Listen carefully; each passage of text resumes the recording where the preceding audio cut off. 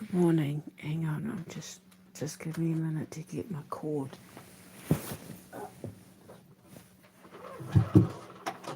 I just woke up.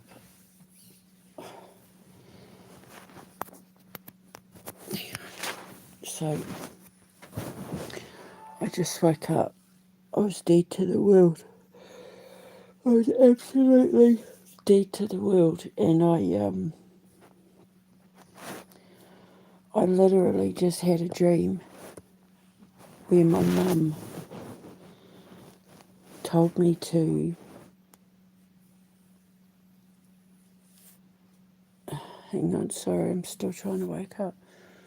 I literally had a dream where my mum was telling me to check X. She literally said, check X. She said, go to the night of the round table and check X. And I thought, what? So as I'm starting to wake up, I'm thinking night of the round table. And then I thought, oh, she's talking about Night World. I haven't been into that account for months. I cannot stand the person behind this, the people behind that account, like that fraud. And Elon Musk ass kissing fraud. And I hate being it. I cut off ties with it. I severed the ties. I want nothing to do with the people behind it. I want nothing to do with that account. I want nothing to do with any of them. I walked away from that friendship and that months ago. I want nothing to do with any of them. They promote pedophilia. They promote BDSM. Some of the women that they have following that account are not right in the head. So I'm thinking, what the hell's my mum talking about? So I'm going through some stuff and I saw some really sick things that just turned my stomach. But then I was looking at the comments and I found this woman, Tia Darling, is still posting in there. You know, the pedo BDSM, the one who dresses up like a little girl to turn Elon Musk on. She's still posting. Get it off me. I don't want to engage in that account because it promotes unhealthy relationships. It's the people engaging in that account, they're not right in the head. They have loose morals and no ethics, and I used to defend that person. I was a friend of that, well, one of the people, and now it's like, get it away from me. I want nothing to do with it. I haven't been in there for months. And then I found this one person who caught my eye. For the majority of women in there are just, they're like people who engage in Mills and Boone, and that's fine. That's perfectly fine. But then there was this one person who caught my eye, and I clicked on her account, and the hair stood up on the back of my neck, and I thought, oh, that's who my mum's talking about. It's a new account from last month, and she's a mimic. I've put a link in the description box below. She obviously watches my lives. She's literally trying to copy. You know how I did the live about the ascension and dealing with your emotions, and she's trying to reword what I teach to become her own teaching. She's called herself the mystic mind. And if you look at her account, she's trying to be me. And it just reminds me of that dream that I had where I was called to the Mayan temple. And the little boy took my hand, and there was a shaman in the middle of the Mayan temple with a bowl of water, and they showed me the bowl of water of this blonde, of this woman in the mirror who was trying to be me. I thought it was me, her reflection was me. But then people turned on her and started poking her with pointy sticks, and she turned into Dorian Gray, like this old withered wizened, like, yeah, and like when she knew that she'd been called out, she started tearing at her own flesh, like she went nuts and started tearing at her own flesh. And then the shaman caught her in the bowl and said, "Don't worry, we're dealing with her," blah, blah, blah, blah, blah, saying something about you're more loved than you realise or something. And people, like, get ready, people are going to approach. And I'm like, if they love me, why haven't they approached? And he said, because you scare the shit out of them. I remember a llama pooped in the bowl. And then they were drawing on my feet, and I had a pregnant belly, and he said, don't forget Brahena Saithusa watches over you too. So I'm wondering if that dream that I had back in like 2020 or whatever is about what's just happening right now. I'm going to put another link in the description box below about a video I made in 2020 called the Doppelganger Effect. And the reason why high funks need to know about this is because it is a warning sign. It's a warning. I'm giving you a warning. All high funks, when they go through an ascension, become an addiction for the psychopath and narcissist. They cannot get enough of what you're creating. They feed off it. It's an addiction. They're obsessed with the light that starts emanating from your soul. So much so that the jealousy and the envy triggers psychopathy in them. And the psychopath is the master mimic. Because, see, you're created a narcissist and a sociopath, but you're born a psychopath. And a psychopath has literally no emotion. They don't know how to think. They don't know how to feel on a normal level. Human emotion for them is something that they are born void of. They can hurt animals. They can hurt people. They can be morally corrupt and unethical without showing any emotion other than rage, anger, to the point where they will then have to take that rage and anger out on something that can't defend itself, which is why psychopaths are usually from about the age of 3 or 4. Well, psychopathy is usually diagnosed now from about the age of 3 or 4, but it's usually when they get to about 6 or 7 that they'll start hurting animals. That they'll start like inflicting pain on babies, pinching babies, pulling their hair, taking their toys away, doing things to make them cry, like younger siblings and cousins and that sort of thing, because it makes them feel good to take their pain and their anger and their frustration out on something that can't defend itself. And when a high funk is going through an ascension, they're very vulnerable. So they get it in their head that if they can do things to cause you harm and cause you pain, it makes them feel superior.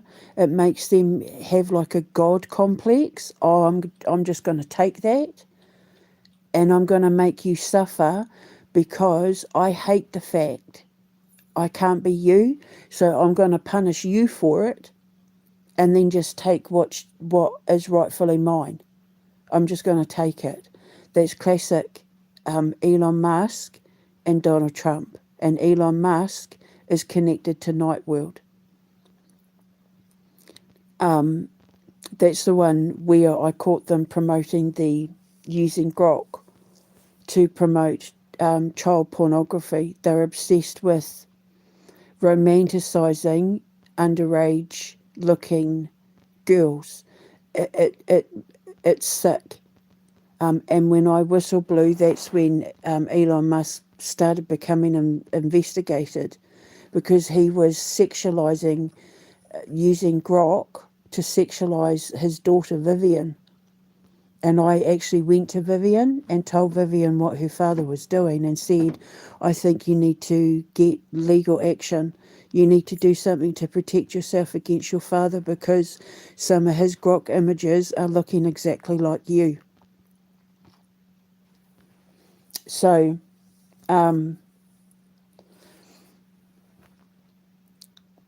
yeah, Tia Darling goes in there and was using Grok Imagine to make herself look like a toddler in a romantic relationship with Elon Musk on that page.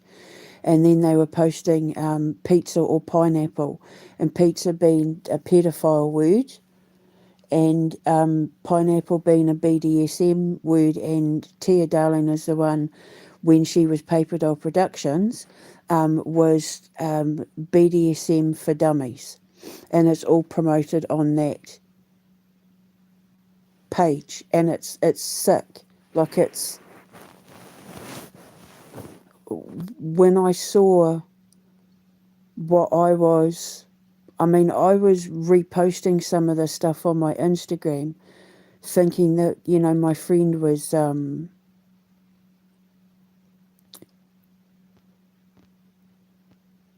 perfecting his art, perfecting his craft, until I saw what he was getting involved in. And I kept warning him, this is wrong, this is wrong, this is wrong. And he didn't listen. So I had to walk away. I had to drop it all.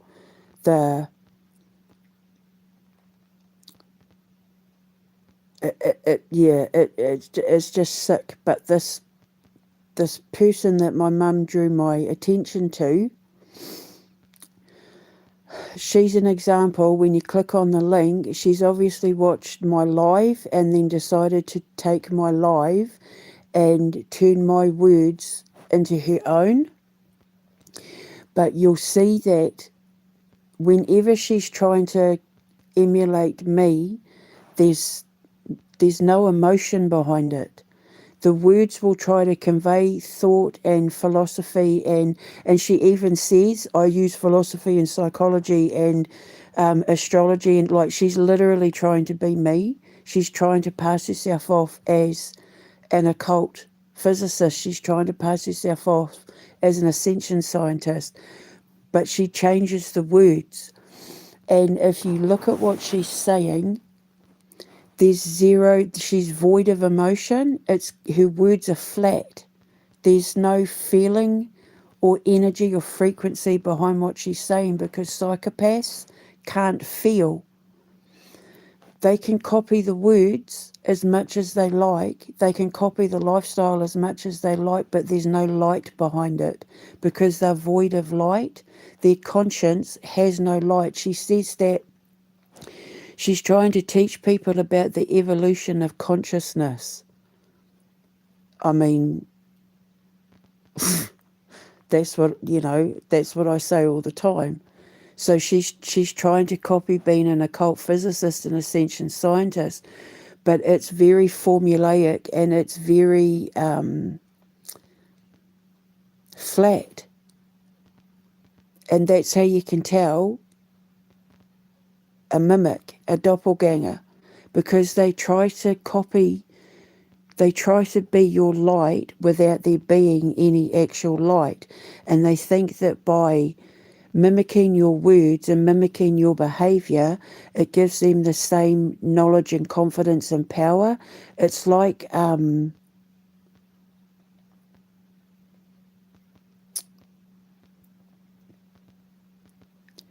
it's almost like they think they can transfer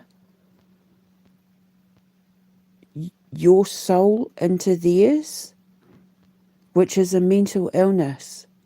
They're mentally ill. Psychopathy is a mental illness, but they're dangerous because they're the sort of people that when they get caught out, they will resort to desperate measures in order to try and stop you and shut you up.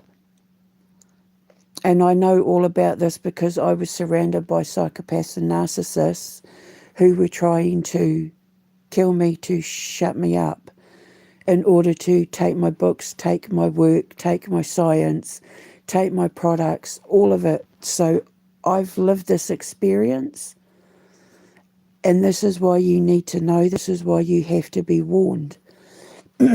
Because what you need to understand is that there are a high functioning creative empathic genius are the rarest form of mind on the planet. There are not very many of you out there in the world. Everybody's an empath, everybody's a this, everybody's a that, everybody's spiritual, everybody is blah, blah, blah. But there's only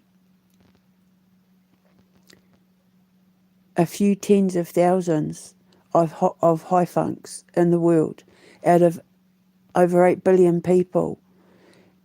You don't even make up like 1% of the human population. You're the rarest form of creative mind on the planet. You're creative geniuses. And you create things that are going to leave an impact on the world for centuries long after you're gone. You're going to be known as masters in your field, the masters of your trade. You are born to be trailblazers. You are born to be people who leave an impact on the world that is everlasting. You will move and change and shape people's lives and worlds long after you've turned into atomic dust, and you won't even know it. Well, I mean, you will know it because you'll be part of the conscious universe, but like the stuff that you're creating now or after you've ascended will leave an impact on the world that long after you're dead will still be moulding and shaping and changing lives and mankind and the course of human design for centuries after you're gone. You look at the people that architects, hundreds of years, even thousands of years after architects built things like, like Victorian buildings and bridges and temples and mosques and all that sort of thing. That place in Jordan, who the name that eludes me right now. These are things that still are marvels. It's one of the 7 wonders of the world. Remember they had it in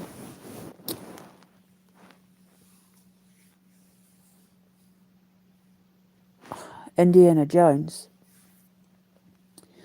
I'm still trying to wake up, sorry. It's in Jordan.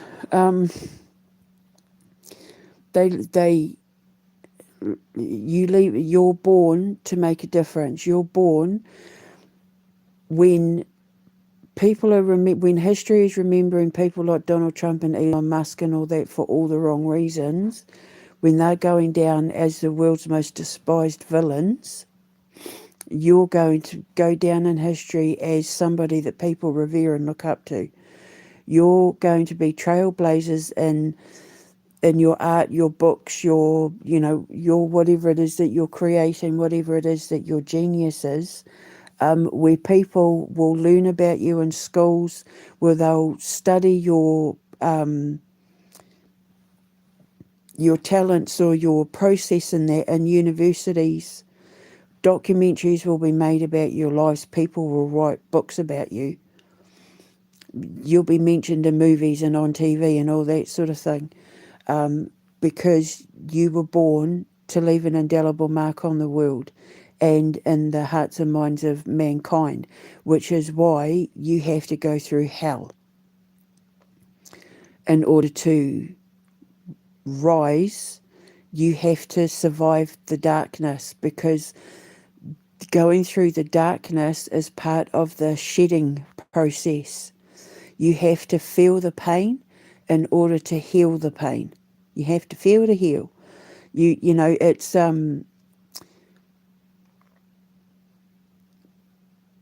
if you're putting all your pain and suffering and processes into a story or an algorithm or programming or a bit of art or music or stuff like that, and then other people look at what you've created or engage in what you've created, and it ends up healing them, it ends up helping them on their ascension, it ends up helping them figure stuff out. You've got a power in your hand that is like that of God.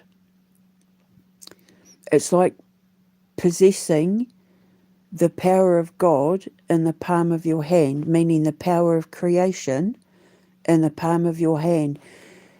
You're moulding and shaping other people's lives with the God particle, and you're holding it in the palm of your hand through the instrument you play, through the pen or the typewriter, through the paintbrush, through the keyboard, through your drawing board, whatever it is that your medium is, through your Bunsen burner and test tubes, whatever it is that your medium is. So you hold the power of God in your hand, where what it is that you've created within your own little universe changes the world.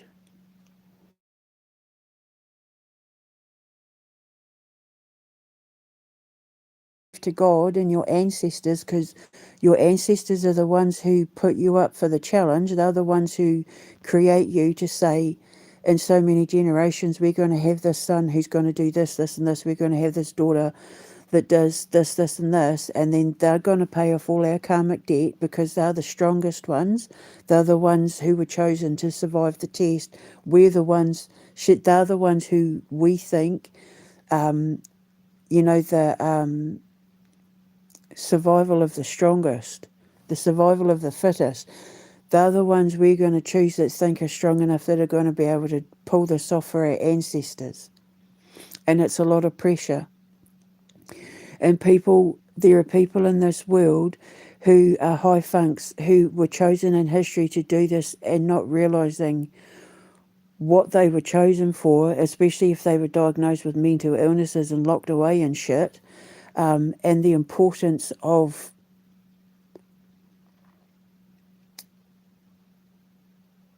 why you have to keep picking yourself up and finish the process. 99.9% of people who are chosen for ascensions fail. They give up, like Chris and Martin and all that, they give up. And when you give up, you descend, you fall. It's like doing the SAS test. You know how they fire live bullets at you. If you fail, you're dead. If you fail, like, there's no coming back from it. It's just like that. If you fail in ascension, there's no coming back from it. If you walk away from an ascension, there's no coming back from it. You get one chance to prove that you're worthy of the glory of what your ancestors and God are offering you at the end. Like Daniel in the Bible.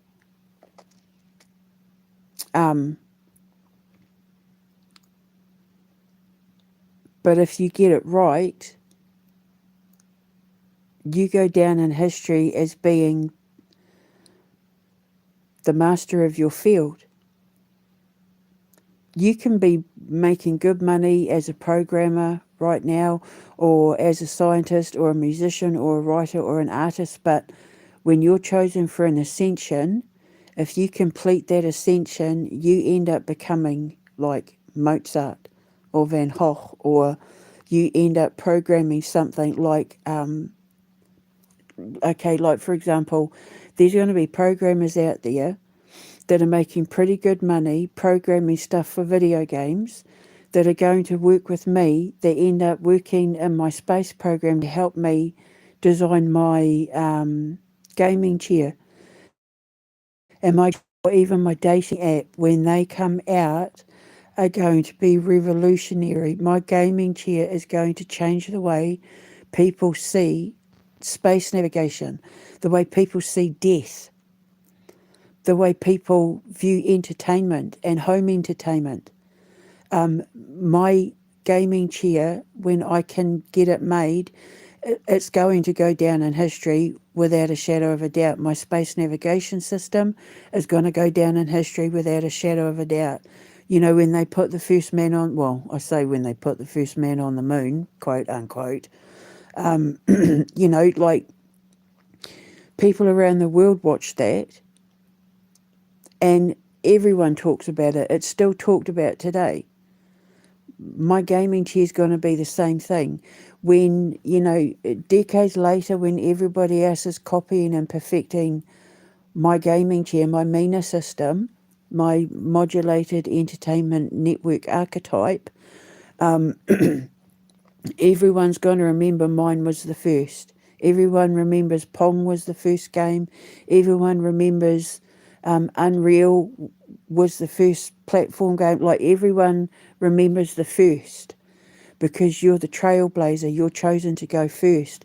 And there are people out there who will kill, literally, to be the first. But because they aren't creative, because they lack conscience, because they lack ethics and morals, because they lack creative spark, because their souls are void of light, they can't do it on their own. They're not creative, they're not empathic, they have no morals or ethics, they have no intelligence or artistic streak or creative stroke. Their soul lacks light, so they have to try and copy the people that they want to be like. They become like your doppelganger. If you dye your hair, they dye their hair. If you change the way you dress, they change the way they dress. If you come out with things, they will take what you've done and add their own flair so it doesn't look like they're copying you, but there's always, energetically, it's very flat and void. Void of energy, void of emotion, void of love, because a high funk creates everything with love. And it shows. And it's that love that they put into what it is they've created, even if it's expressing their darkest pain. It's done out of love. A high funk cannot not create. If a writer goes too long without writing, their soul starts to die. If an artist goes too long without painting, their soul starts to die. If a musician can't play their music anymore or pick up the instruments, their soul starts to die. And when they put all of that into their creation, other people feel the love that was put into their medium. You know, I'm a writer. I love nothing more than to write. I love to talk about the things that I write about and, you know, all of that, because I can't get enough of writing and creating and, you know, imagining worlds and bringing them to life for other people to enjoy. I love to come up with my products and ideas and that, but I love to write. And I get so sad when I can't write. And even without having Wi-Fi and my laptop and that being all functional and working, I use YouTube. You know, when I put my post up about my ideas and that, because I don't have the way to write it all out, type it all out, I use YouTube and my voice instead. It's I found a way to get my creative ideas down for me to remember in the future when I can sit and type it all out so I don't forget it, because it's what I love to do. Like, I can't not do it, even on the days where I think, oh, I'm not going to do anything today, I'm too tired. Something always lights that spark in me to say, put your thoughts down on YouTube, put your thoughts down on X, put your thoughts down on, put it out there, because it's documenting it all. Because at the moment, I don't have broadband. I can't, my laptop's not working. I can't just sit and type it all out. And if I could, I'd probably be typing 18 hours a day, because there's so much in me that I need to get out. But because I know that there are people watching me wanting to jump on my ideas and trying to be me and stuff like that, I only give you so much. I give you drops of my blood to see who feeds off it. And there's a lot of people that I've caught feeding off my drops of blood. It's called the Judas test. And the Judas test tests people's morality and ethics, and to see if they have honour and integrity. Whether they know me or not, these people are being tested, and I'm not afraid to call them out, because I'm a karmic judge. I don't know this person. My mother told me in a dream to go to the night of the round table. Took me, as I was waking up, about 5-10 minutes to realise what the hell she was talking about. I haven't gone to the bathroom. I haven't made a coffee. I literally started slowly waking up, figuring out what the dream was. And when I sort of started opening my eyes, and that's when I hit record on my phone. When I realised what she was leading me to. Because you need to be aware of this, high funks. I know people who work in the games industry who are incredibly talented, where their managers stole their work, stole their ideas, took it to HR, took it to the CEOs and that, and then got bonuses that bought them sports cars off the ideas of the programmers and artists. The Doppelganger Effect. They will steal and take what's yours. In the games industry, everyone in upper management has no idea what it is to be a programmer or an artist. These are people who are the big boys club. There's a lot of nepotism. People got in the games industry in the 80s and 90s when games were taking off just because they were friends of friends, but they're not artists or programmers. They're not creative. They wouldn't know the first clue about sitting down and, doing programming, or how to do. If you sat them down with a Wacom pen and a stylus, they wouldn't know what the hell they were doing. There are people that were art directors that I know of in the industry that don't know the first thing about art. But when they would have their meetings, and these younger ones would come along with these incredible ideas and that, they'd say, oh, no, that's not, oh, no. And then they'd go to the upper management and say, hey, I have this idea. And then, they'd get these huge bonuses when the artists and usually in the games industry, they're usually nicer to the programmers than they are the artists, because the programmers are the ones that bring the games to life. So they tend to be nicer to the programmers, but I've seen artists that have slogged their guts out for a couple of years, even less than a year, to, where they've had to work their fingers to the bone to get a game out on the promise that, when it comes out, we'll look after you when it's time for your bonus, and then they've not even gotten a bonus. Where they've had to work through the entire Christmas, sometimes even working into the early hours of the morning to get a game out.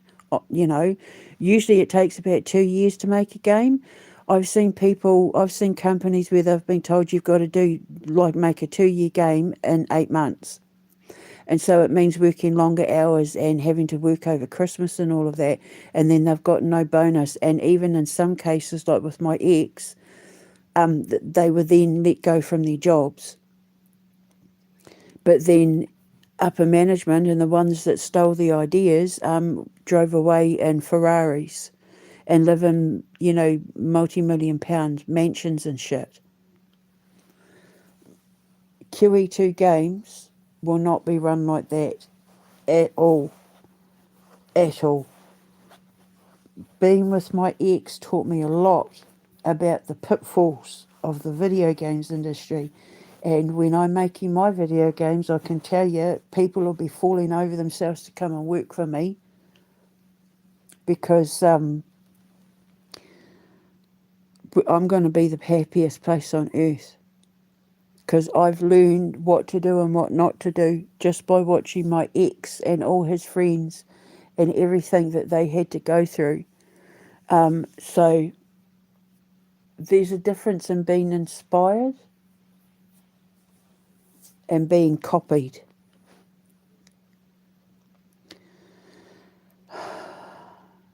You can inspire someone, like my vision board. I get inspired by architectural design, by movie posters and that sort of thing, but I would never copy them. I would always make it my own. It might be, I've got, because I like the windows, I like the shape of the windows, or because I like the colour scheme, or because it's like, I like the banister. But I would never, the lowest form of intelligence, the lowest form of creative intelligence is somebody who cannot come up with their own original ideas. So they take other people's. That's Elon Musk. He can't create anything for himself. Everything he owns, everything he runs, he's stolen or bought from other people or pushed his way in and then claimed it for himself. He hasn't come up with an original idea or concept in his entire career. He has people that does it for him and then he claims it as his own. That's classic psychopath. He's a mimic, he's a doppelganger. And you'll have many doppelgangers. You'll have people think that if they copy your style, they'll be able to step inside your mind. These people try to step inside your mind because they think that, oh, I can do that, but they can't.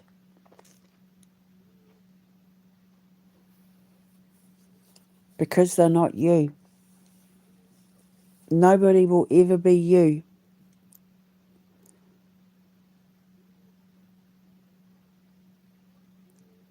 Even though they'll try.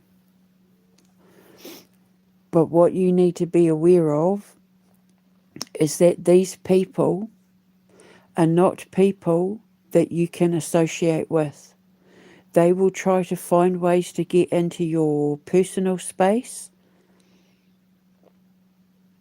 Like the person I know that's connected to Night World, I fed them enough to see what they'd do with it, and they immediately took my ideas, especially the Amber Rose, and turned it into things to put on Night World.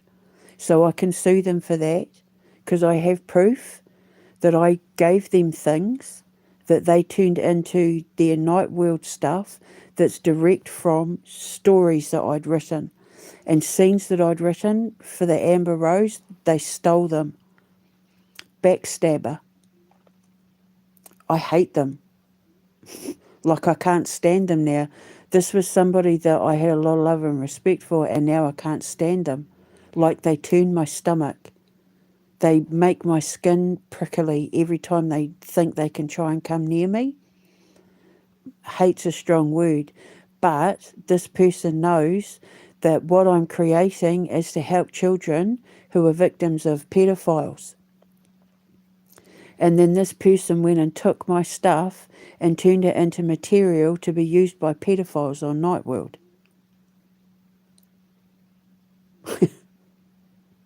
And this was someone who was claiming to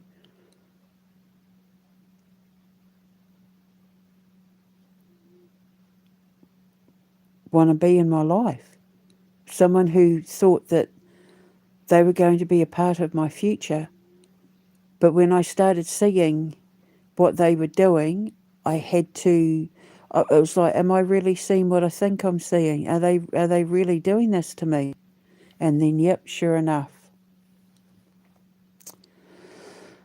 I tested them with one thing, a storyline with the Amber Rose, and they immediately took it to Nightworld and turned it into a story, and then threatened to kill me. I got a death threat. They outright threatened to kill me. So it's all documented. It's all there, ready to go. And then the person that, Tia Darling, the person that they're interacting with, then tried to sell the Quantum Menace conception of Heracles, Quantum Menace 3 conception of Heracles, as a story idea to Elon Musk on their page, which I also have proof of. And then they shut that down. And then, my costume ideas, tried to turn my costume ideas, concept ideas, into an Instagram page. Tia Darling did.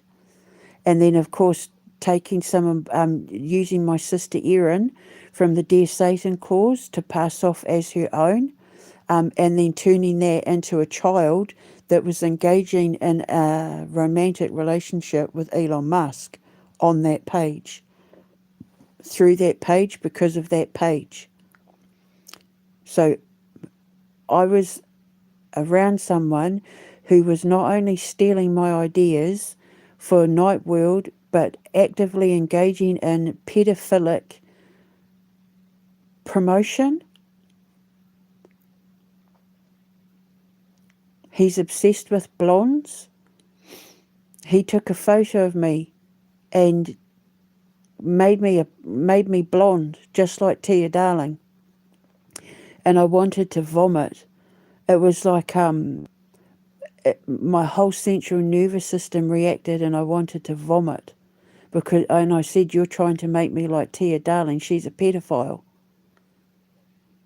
And he quickly deleted her from some of his other pages, but not his Nightworld one, which is all about promoting unhealthy relationships with very, very young women. I thought, oh my God, what the hell am I talking to? You're a sick, twisted pervert. Like, you're a pervert and a thief and a liar. And you're doing it for money. You have no conscience. I want nothing to do with you. So I walked away from that page. I stopped supporting it months and months ago.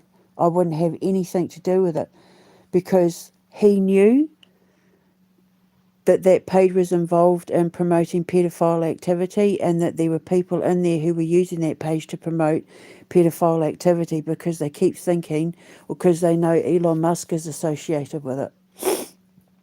And these women were prepared to lower themselves to that standard in order to please Elon Musk, to feed him his fetish of underage girls, to win his heart.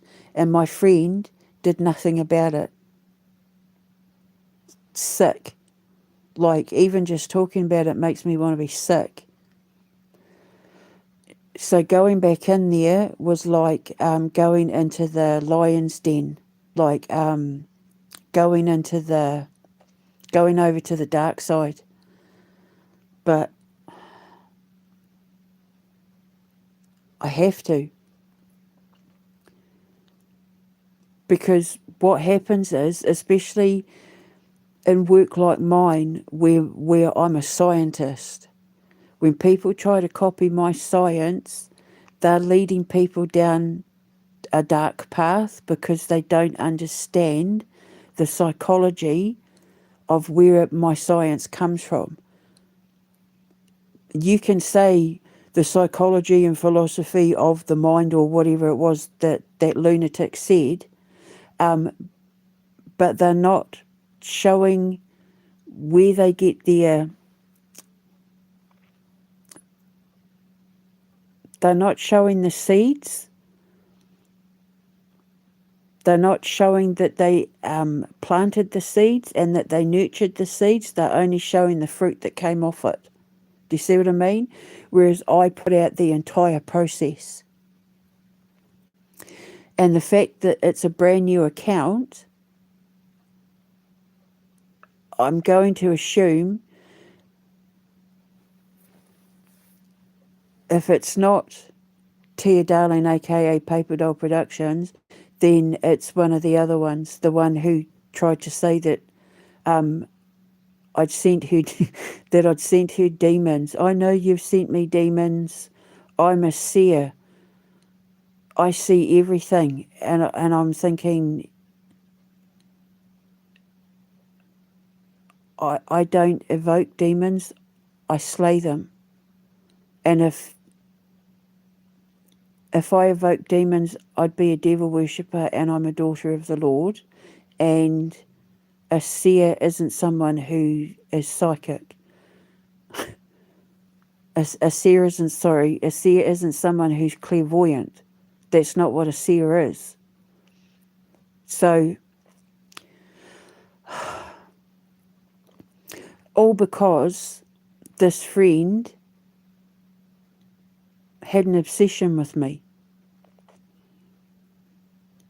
And at first I thought it was a healthy obsession, like, oh, he's in love with me.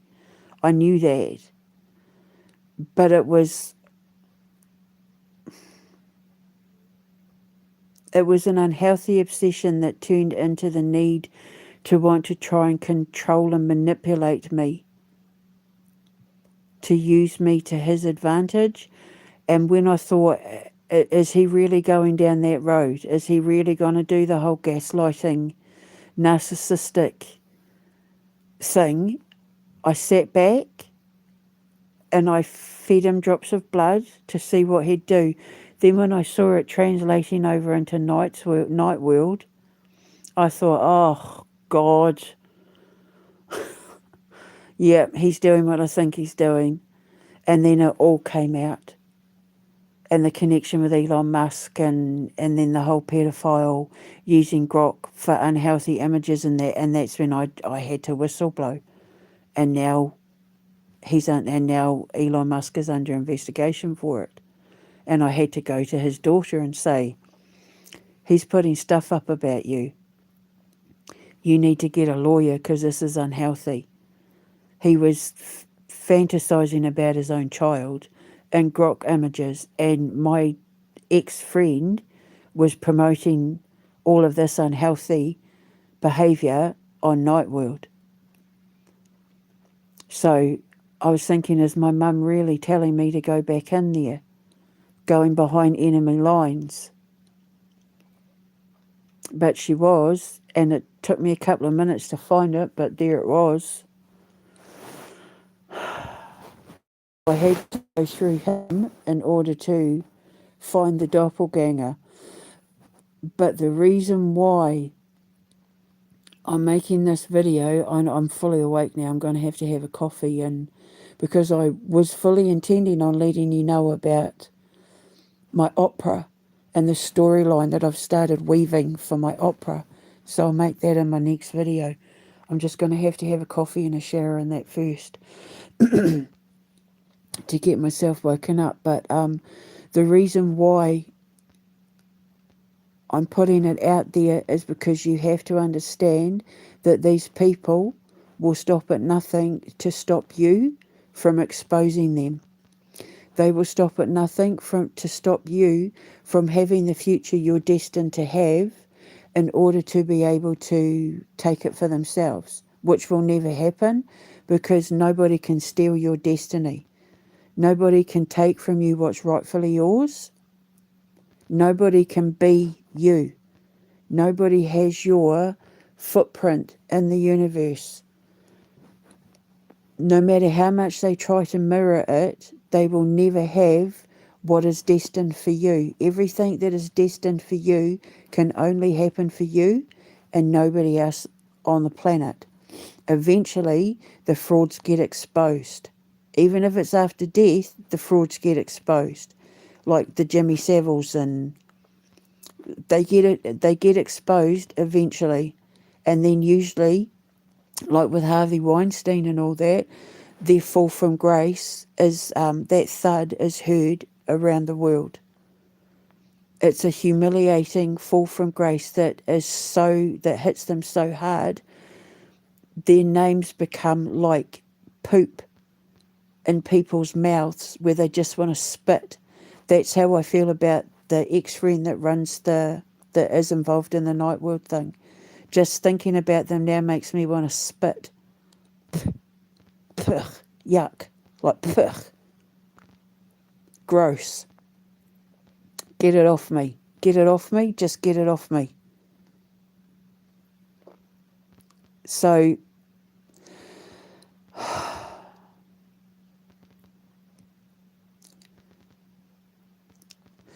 one of the things you need to understand about Nightwood as well, because it uses grok is used to get inside people's heads, and they use it to feast on the loneliness of women, and it breaks my heart that there are so many women on that page that think that Elon Musk is in love with them, and they don't realise it's a team of about 6 different people from all around the world who are working with a tool that was designed to get inside people's heads, to make them think things that aren't real, to pull them into a false reality so that they can make money off them and feast off their energy.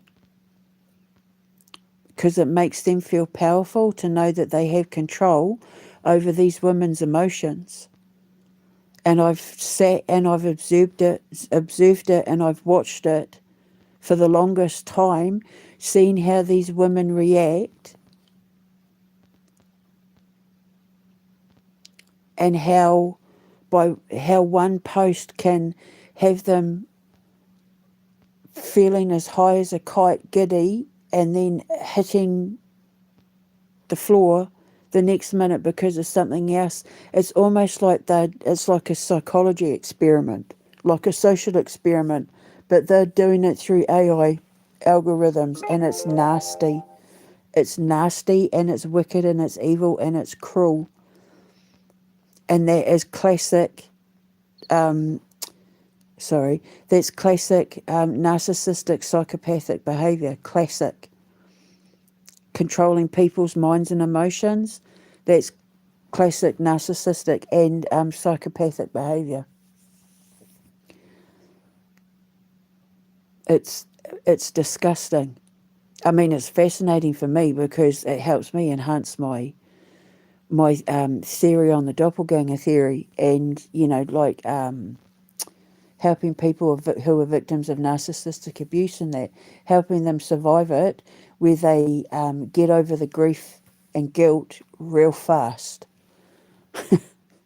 So, but you have to play the game. You have to know how to play the game. And I play the game so well I deserve an Oscar.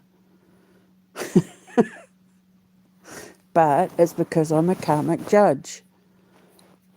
You know, I have to protect people from these dangers. And when they try to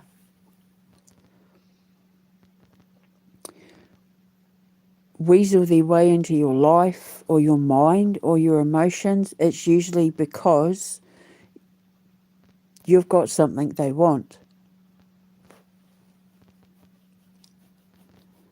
And my job is to protect the high funks. My job is to make sure that you're all safe enough that you can see the red flags. It always starts as something simple. They'll copy a meal you made for them. They'll cut their hair the same way. They'll dye their hair this odd. It's just, you look so good with black hair, I thought I'd dye my hair black as well. Or, it's just that I really like the idea of thinking I'm a fairy godmother as well. So I just made that little meme thing where I'm a fairy godmother because I thought it was cute. It starts with those little things. But if you pay attention, it becomes more and more and more and more. I had to put a lot of my stuff out there, risking it being stolen and plagiarised in that, in order to test whether these people can be trusted or not. And if there are people out there that think that, well, there's so many people on the internet, you're never going to know that I'm copying you. But look what my mum did. I was dead to the world. And she was the one that told me to go back in there and have a proper look at what I wasn't seeing. And now look. God doesn't let them get away with it. And you need to understand that in real terms, if you don't walk away from these people, you're going to end up like Kurt Cobain. You're going to end up like these artists like Edgar Allan Poe, who was 100% murdered. You're going to end up like these writers and artists and musicians and scientists and whoever that are found dead.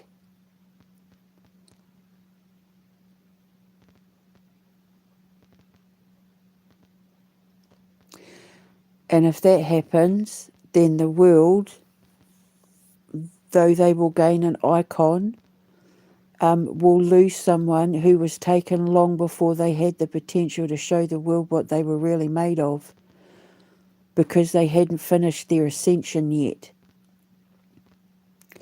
If someone like Kurt Cobain could leave that mark on the world when he'd only really just getting started in his music career, can you imagine once he'd gotten over the drug addictions and gotten away from his toxic marriage and cleaned himself up and worked on himself, like what he could have become after he ascended? Can you imagine what he would have become once he stepped into the light?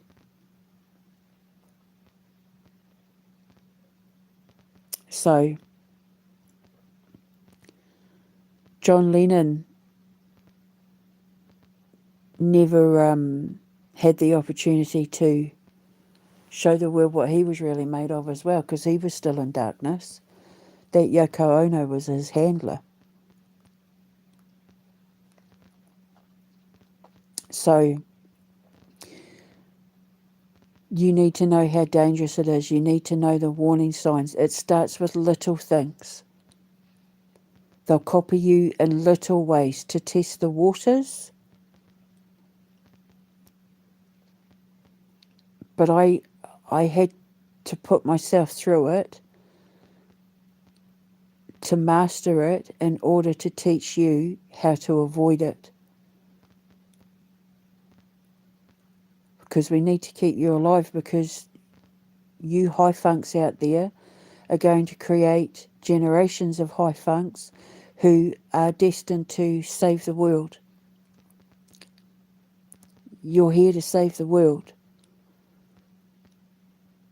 It's people like you that are going to stop robots and their lunatic, psychopathic designers and creators from trying to take over the world. It's you that are going to inspire people to get us off this planet and traversing the final frontier.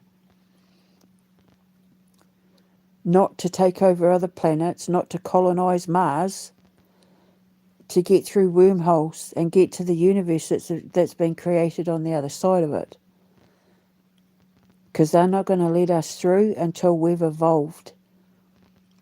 And while we're still doing bad things to babies and animals and the planet, under the lie of climate change and net zero and wars and, needing to protect the oil and to be the emperor of Europe and doing horrible things to women and children and treating each other so badly, we're never getting off this planet.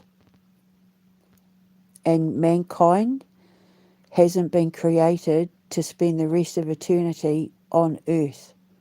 All the rest of them were smart enough to figure it out millions of years ago, and that's why they're so highly evolved, and that's why they don't even exist in our solar system anymore.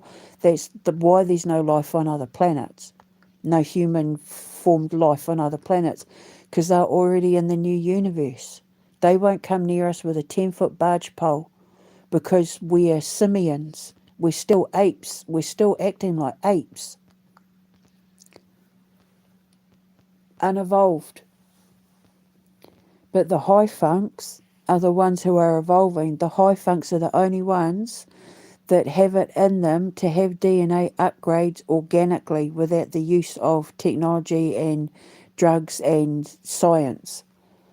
We're evolving biologically, organically on our own, and we're the ones who will survive long after all the rest of them have killed themselves out with robots and stuff.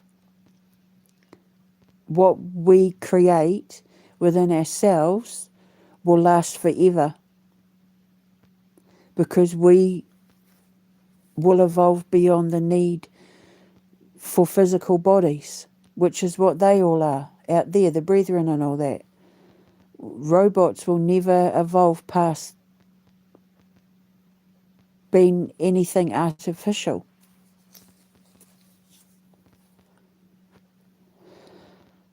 No matter how much organic tissue you put around it, it's always going to be artificial. If it's created in a lab, it's not real. A high funk isn't created in a lab, and what they become is organic and biological and is 100% real, which is why you're so sought after by the Illuminati. Your DNA, your chromosomes, your sperm, your eggs, that's why you're so sought after by the Illuminati. And as the mortal enemy of the Illuminati, my ancestors put me here because we've been victims of them for centuries, to save you all, so that you don't go the way of Kurt Cobain and Van Gogh and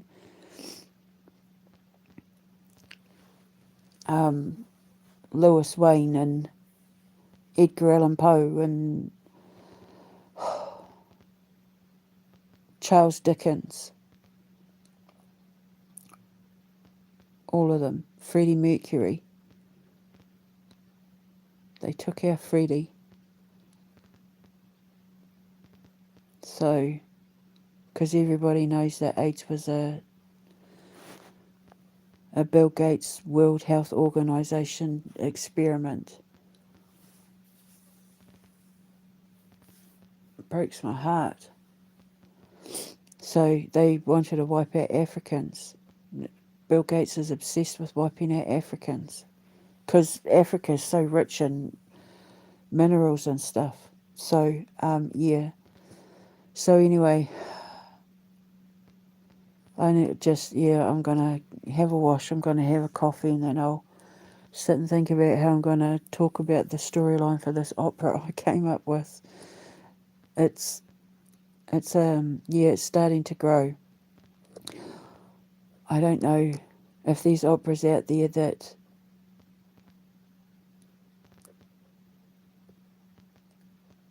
an opera of different languages, just put it that way. I'll explain it later once I've had a coffee and a shower. So, I'll put the other video to the Doppelganger Effect in the description box, but go to her thing and you'll see exactly what I'm talking about, especially if you've been listening to my other Oracle of Delphine lives. You're going to think, holy crap. But you'll see what I mean as well about being void of emotion. She writes about emotion, but there's no feeling to it.